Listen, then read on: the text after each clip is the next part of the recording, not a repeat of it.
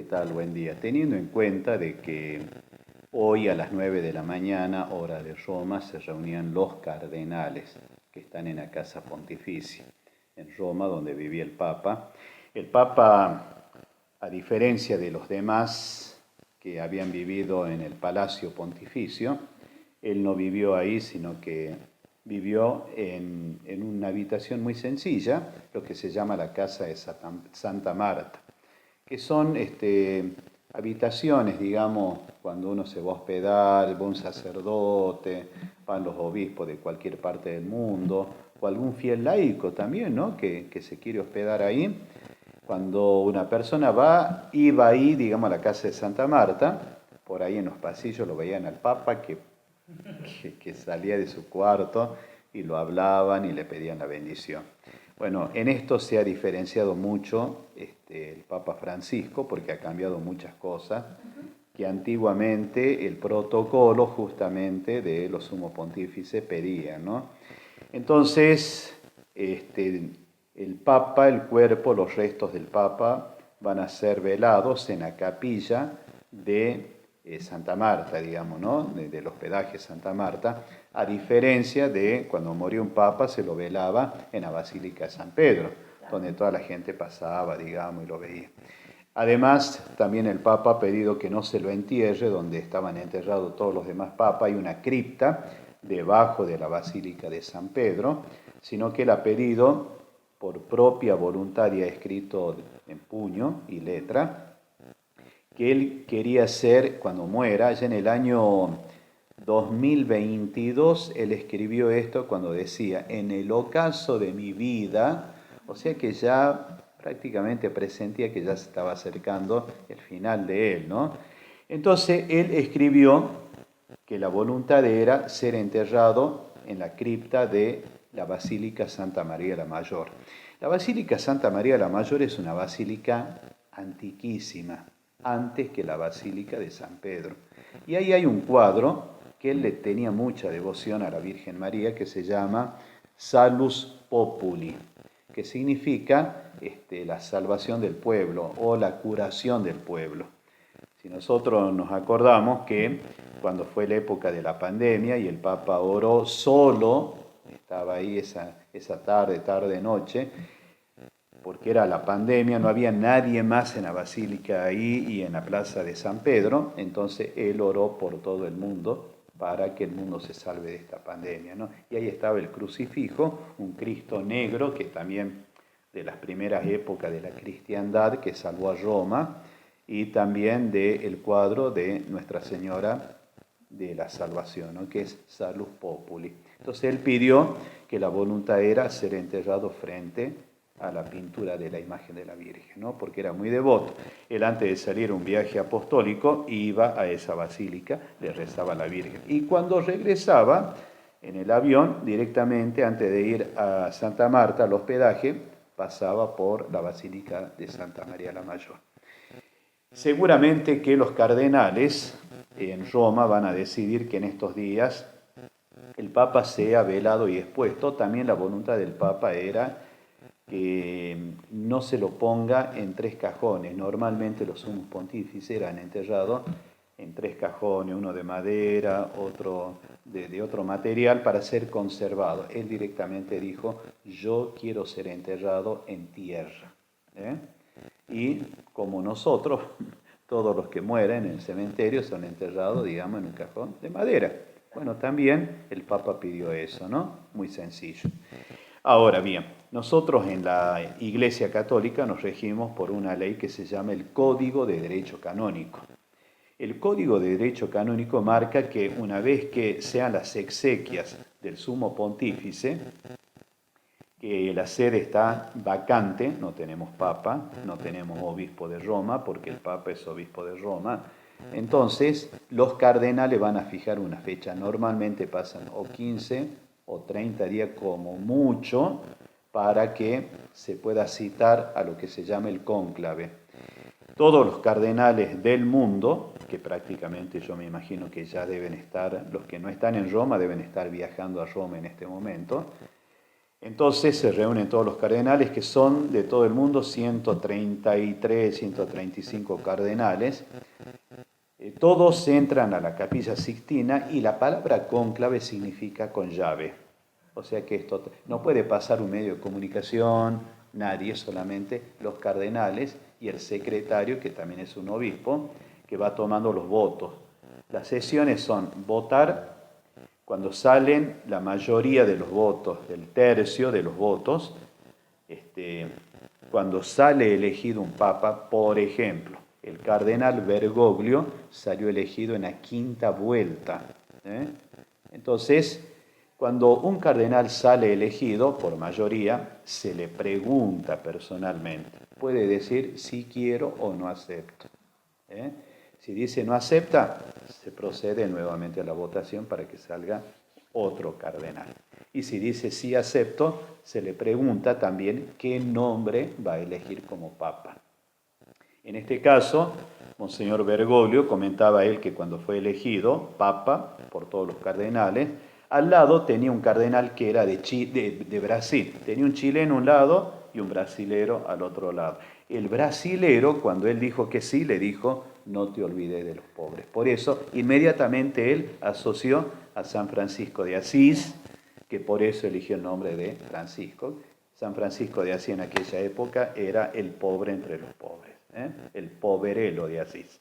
Y por eso él eligió justamente el nombre de Francisco. Y así fue.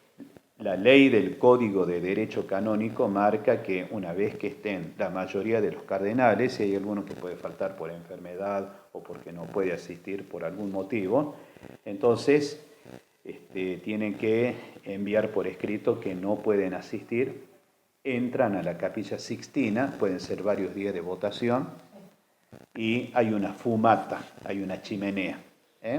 Entonces, cuando votan y, por ejemplo, no están el tercio, la mayoría de los votos, ponen un elemento químico donde se queman todos esos votos, nadie sabe quién ha votado por quién, porque es secreto. Entonces se pone ahí en la fumata, se queman, y cuando no salió, la gente afuera que está rezando en la plaza de San Pedro ve la chimenea, si es negro, dicen todavía no tenemos papa.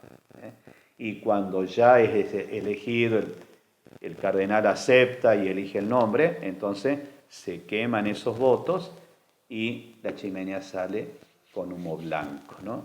Entonces de ahí la gente que está esperando y rezando en la plaza de San Pedro dice ya tenemos papa, y esperan que salga un cardenal que va nombrando lo que se llama el balcón de la logia, ahí en el medio. Se abren las cortinas y aparece el nuevo papa elegido. Y ahí es cuando el cardenal dice, habemus papam, el excelentísimo cardenal, y dice el nombre, el excelentísimo cardenal Mario Jorge Bergoglio, que eligió el nombre de Francisco. Y ahora tenemos que esperar cuál va a ser el nuevo papa. Yo creo que en esto, ¿no es cierto?, tenemos que rezar mucho porque ya se han comenzado con estas conjeturas, ¿no?, de los candidatos, de los que pueden ser papables. Cuando Francisco fue elegido, no figuraba en ninguna de las listas, en ninguna. Y entonces, claro, cuando dijeron Bergoglio, hasta los argentinos se sorprendieron. Yo creo que, yo me acuerdo esa tarde cuando salió elegido el Papa, la verdad que una emoción muy grande. Y ayer a la mañana levantaron también. Este Papa nos vivió sorprendiendo en vida y en muerte también, Así que teníamos la esperanza, ¿no es cierto?, de que progresivamente se iba a ir recuperando, ¿no?, el Papa, porque había salido de esa neumonía bilateral. Pero escuchábamos ayer, digamos, el parte que habían dado los médicos, que no murió por eso, ¿no?, sino parece que tuvo una ACV a la madrugada muy temprano, porque él se levantaba a las 4:30 de la mañana, y de ahí iba a la capilla, rezaba y ya comenzaba, desayunaba y comenzaba toda la actividad. Una persona como Francisco que no veía tele, que no tenía celular.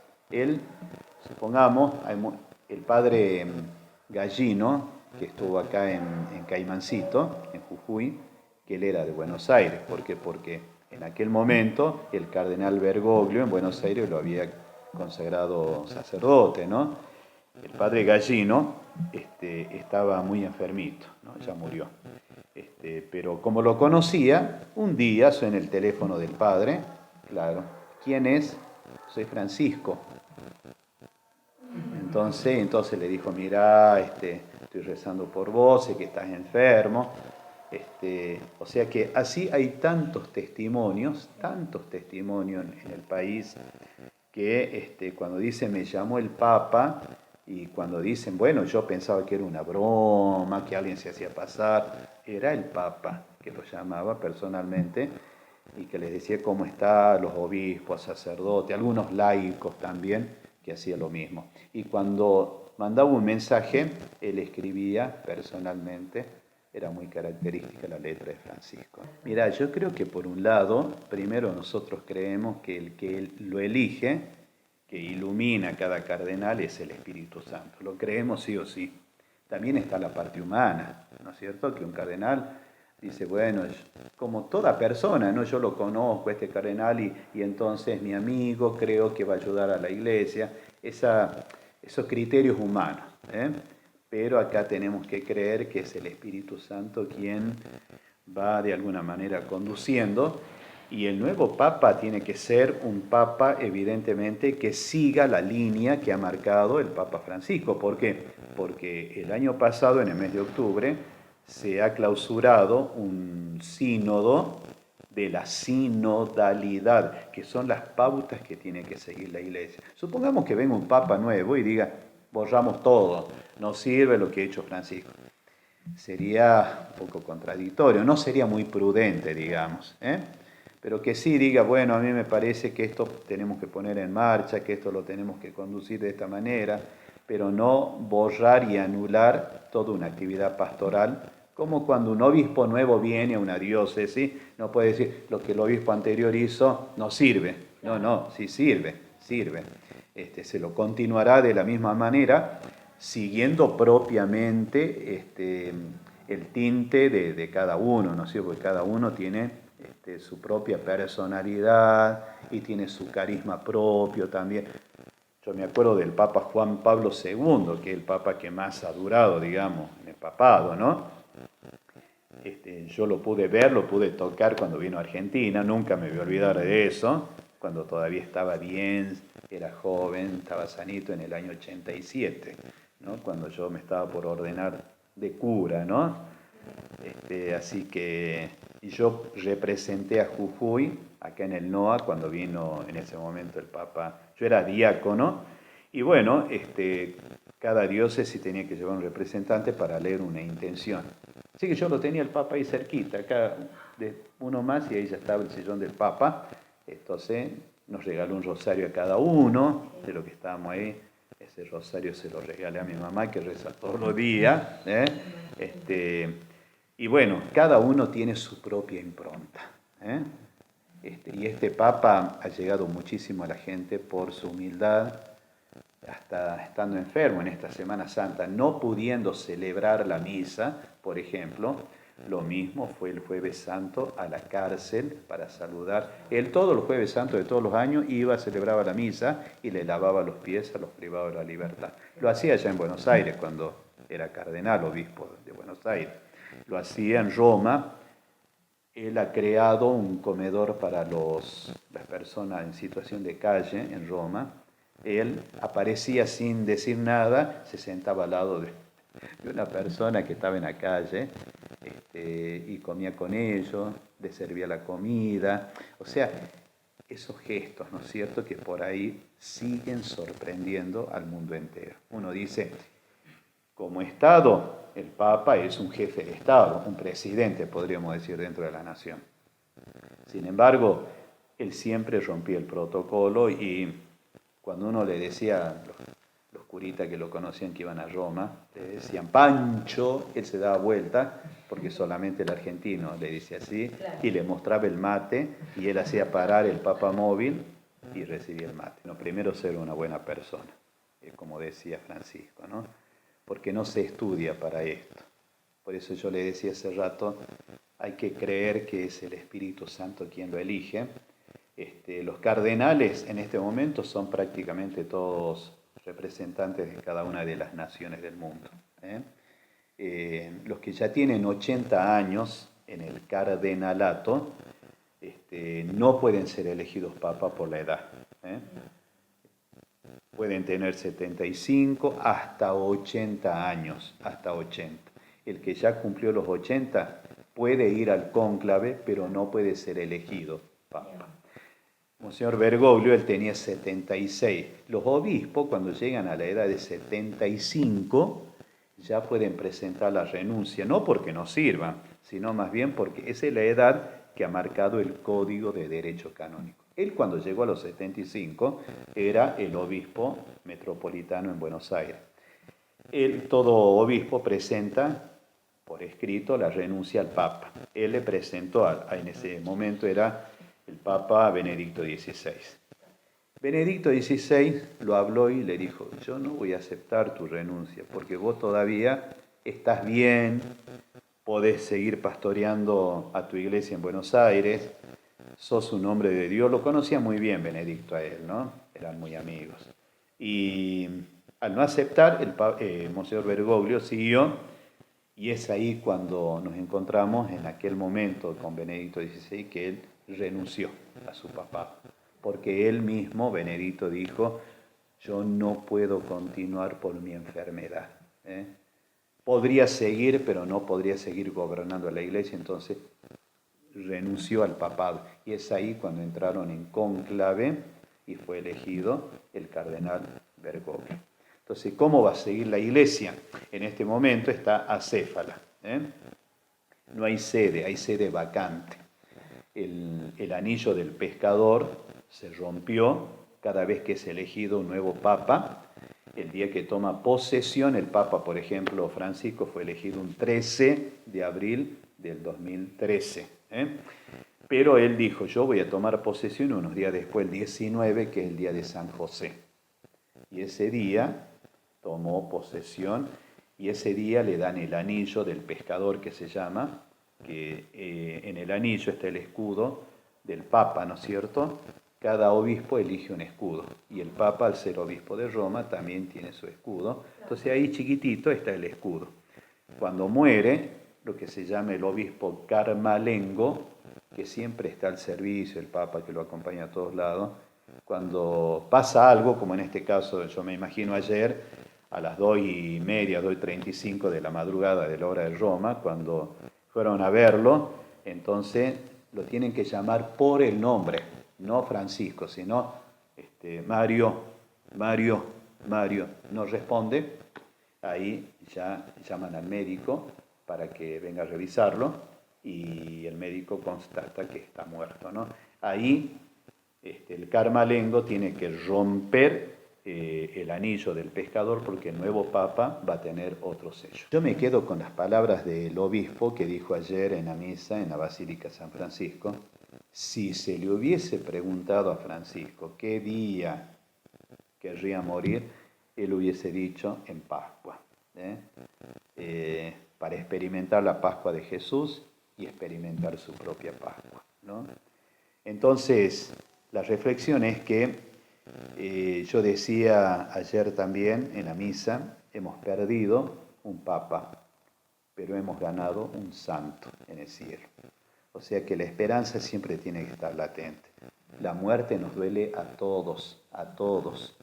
Yo ayer cuando llegaba a la capilla del huerto para celebrar la misa, veía a una persona anciana, un viejito que en la escalinata lloraba, ¿no? Desconsoladamente. Y tuve que hablarlo a él, otra señora que también lloraba, en fin. Nos duele a todo esto, ¿no? Pero a la vez sabemos que Dios nos permitió tenerlo 88 años. Entonces eso es una gracia de Dios. Creo que es la esperanza que todos tenemos que tener. Estamos en el tiempo pascual y me parece que la esperanza es una esperanza pascual. Él siempre decía, la esperanza nunca defrauda.